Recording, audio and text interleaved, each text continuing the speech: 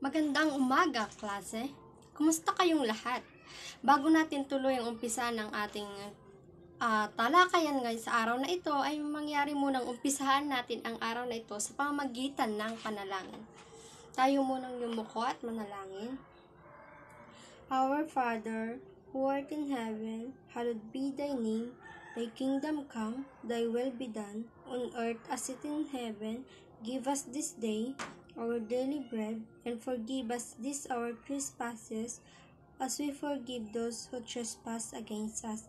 And lead us not into temptation, but deliver us from evil. Amen. Father, Son, Holy Spirit. Ngayong araw naman, class, sino ang mga lumiban? Kung ganon, ay mahusay kayo at walang lumiban sa araw na ito. Kaya bago tayo dumako sa ating talakayan, ay mangyari lamang pakiayos ang inyong mga upuan at pulutin po ang inyong mga kalat na nakikita sa sahig. Atin munang alamin ang layunin sa ating paksang tatalakayin. Ang layunin nito ay sa dulo ng talakayan, ang mga mag-aaral ay inaasahang una, natutukoy ang iba't ibang gamit ng pananda o markers. Pangalawa, na ipapahayag ang damdamin patungkol sa mga panandang ginamit sa pangungusap. At pangatlo, nakagagawa ng sariling pangungusap gamit ang mga pananda. Ang ating paksang tatalakayin ngayong araw ay ang pananda o markers. Sa inyo klase, ano nga ba sa inyong sariling pagpapakahulugan ang pananda o markers? Jairumi? Tama, ito ay nagsisilbing tanda sa paggamit ng isang salita sa loob ng pangungusap. May inihanda akong maikling gawain sa inyo klase na kung saan tutukuyin nyo kung pantukoy ba o pangawing ang panandang may salungguhit sa pangungusap. Una na dito ay ang si Jairumi ay masipag gumawa ng takdang aralin. Sino ang sasagot? Josel. Ito ay pantukoy. Pangalawa, pupunta kami kina Andrea bukas. Trina, tama, ito ay pantukoy. Pangatlo naman, ang bata ay nakaligtas mula sa panganib. Mayumi. Mahusay, ito ay pangawing. Pang-apat, ang mga magsasaka ay patuloy na nakikibaka sa kabila ng mainit na sikat ng araw. At ito ay tama, ito ay pangawing. Panglima, sina Catherine Bernardo at Daniel Padilla ay hiwalay na. Claire? Mahusay, ito ay pantukoy. Ang pananda o markers. Ang pananda ay isa sa uri ng salitang pangkayarian ng layunin ay magpakilala o magsilbing tanda ng gamit ng pambaralila ng isang salita sa loob ng pangungusap. Ang pananda klase ay mula sa salitang pang plus tanda na nagkaroon ng asimilasyong ganap ang pagsasama ng panlapi at salitang ugat, kaya tinawag itong pananda. Sa leksikal na kahulugan class, ang pananda ay nagsisilbing tagapagpakilala o nagsisilbing tanda sa mga salitang pang nilalaman sa loob ng pangungusap. Naiintindihan po ba? Alam nyo ba, klase, na may dalawang uri ang pananda? Ito ay ang pantukoy at pangawing. Sa inyo, klase, ano ang sarili niyong pagpapakahulugan sa pantukoy? Yes, Clarice. Mahusay. Ito ay nagsisilbing salita na nangunguna sa pangalan at panghalip. So, ang pantukoy ay ang mga salitang nangunguna sa pangalan at panghalip na maaaring si, sina, ang mga, at, kay, at kina. Ang si at sina ay ginagamit sa pagtukoy sa pangalang pantangi ng tao o mga tao. Ang si ay ginagamit sa isahan na halimbawa nito ay si Clarice ay masipag mag-aral at sina naman ay para sa dalawahan o maramihan na halimbawa na lamang nito ay sina Clarice at Mayumi ay matagal ng magkaibigan. Mayroon ditong halimbawa ng panandang pantukoy. Una na dito ay ang si Catriona Gray ay nagwagi bilang Miss Universe. Pangalawa, ang mga kawani ng pamahalaan ay muling nagpulong upang talakayin ang mahahalagang issue ukol sa kung paano maipapamudmud ang relief goods. Pangatlo, pupunta kami kina JM sa Makalawang. Ngayon naman klase ay dumako tayo sa panandang pangawing, na ang pangawing o pangawil ay salitang nag-uugnay sa simuno o subject at panaguri naman sa predicate ng pangungusap. Tinatawag din ito na pandiwang pantulong o linking verb na kumakatawan sa is at are sa Ingles. Ang ay pananda at karaniwang ayos ng pangungusap o halimbawa na lamang ng panandang pangawil klase o pangawing ay ang mabubuti ay pinagpapala ng Diyos. Pangalawa, ang mga frontliner ay patuloy sa pakikibaka sa pandemyang dulot ng COVID-19. Ngayon naman klase ay dumako naman tayo sa panandang ang o ang mga na ginagamit sa pagtukoy ng simuno o pangalan sa pangungusap. Naiintindihan ba klase? Mahusay naman kung ganon. Sa panandang sa o kina ay pananda na ginagamit bilang panandang ganapan kung saan nagaganap ang kilos ng pandiwa.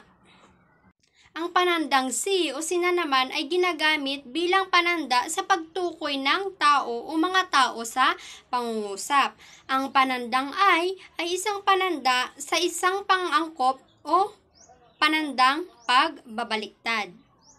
Ang panandang ng at ng mga ay ginagamit bilang pananda sa pangalan na ginagamit sa layon ng pandiwa, panuring na paari o tatanggap ng pandiwa.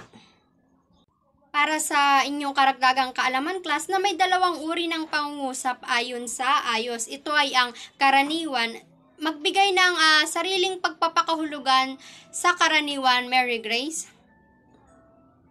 Ito ay nauuna ang panaguri bago ang paksa. Halimbawa na lamang dito ay mayroong bagong bukas na negosyo si Aling Mirna. Sa di karaniwan naman, Daisy, mag-ibigay mo yung sarili mong pagpapakahulugan sa salitang di karaniwan. Mahusay. Dito naman sa di karaniwan, nauuna ang paksa bago ang panaguri. At halimbawa na lamang dito ay si Aling Nena ay mayroong bagong bukas na negosyo. Naiintindihan ba, class? Mayroon akong hinandang gawain sa inyo, klase, na kung saan tutukuyin nyo kung anong pananda ang tinutukoy sa bawat bilang. Una narito ay ito ang ginagamit sa pagtukoy ng simuno o panaguri sa pangungusap. Pangalawa, ito ay pananda na ginagamit bilang isang panandang ganapan na ginagamit kung saan naganap ang kilos ng pandiwa. Pangatlo, ito ay pananda na ginagamit sa pagtukoy ng tao o mga tao sa pangungusap.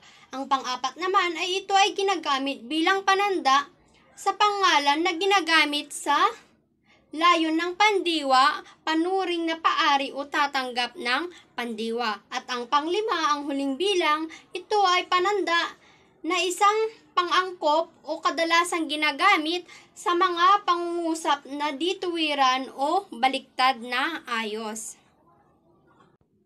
Tapos na po ba ang lahat, klase? Kung ganun ay ating sasagutan isa-isa ang gawain na inyong sinagutan. Ang sasagot ng unang bilang ay Alea. Tama, ito ay panandang at ang mga. Pangalawa naman, Marvin J. Ito ay panandang sa at para sa. Pangatlo, Trina. Mahusay, ito ay panandang si at sina. Ang pang-apat naman, pakisagutan ang bilang na ito, Trisha. Tama, ito ay panandang ng at ng mga. Panglima, Jericho. Ito ay panandang ay. May katanungan po ba ang lahat, klase? Kung gayon, ako naman ang magtatanong sa inyo. Una na rito ay, ano ang payak na kahulugan ng pananda? Paula? Mahusay, ito ay nagsisilbing tanda sa isang salita sa loob ng pangungusap. Pangalawa naman, ano ang gamit ng panandang ang at ng mga? Joanna Marie. Ito ay pantukoy sa ngalan ng tao, lunan o pangyayari. Sa pangatlong bilang, magbigay ng pangungusap na tumutukoy sa ngalan ng tao. Mary Grace? Tama. Halimbawa na lamang nito ay si Aling Mirna ay tatakbong kagawad sa darating na halalan. At ang pang-apat naman, ibigay ang dalawang uri ng pangungusap. Clarice? Mahusay. Ito ay karaniwan at di karaniwan. Sa panglimang bilang, magbigay ng pangungusap na tumutukoy ukol sa simuno o pangalan sa pangungusap. Eileen? Tama. Halimbawa na lang din dito ay ang mga paru-paro ay napakagandang pagmasdan habang dumadapo sa mga bulaklak. Para naman sa inyong pagtataya, klase, ay pipiliin nyo sa kahon ang naaangkop na kasagutan sa bawat bilang. At tandaan na mayroong salita o mayroong kasagutan ang mauulit. Bibigyan ko lamang kayo ng 15 minutos upang tapusin ang inihanda kong gawain sa inyo. Para sa inyong takdang aralin naman, klase, ay susulat kayo ng 5 pangungusap gamit ang pananda o markers na nabanggit sa ating talakayan at isulat ito sa buong papel. Ipapasa nyo ito sa akin bukas ng umaga. At dito na po nagtatapos ang ating talakayan sa araw na ito. Ngunit bago tayo tuluyang umalis sa silid-aralan na ito, ay tayo muna ay manalangin. Iyuko po ang ating ulo upang damhin ang presensya ng Panginoon at taimtim po tayong manalangin. Glory be to the Father, to the Son, to the Holy Spirit, as it was in the beginning, is now, and ever shall be, world without end. Amen. Holy Spirit, Amen. Maraming salamat sa inyong partisipasyon, klase. Salamat sa inyong aktibong pakikinig at partisipasyon.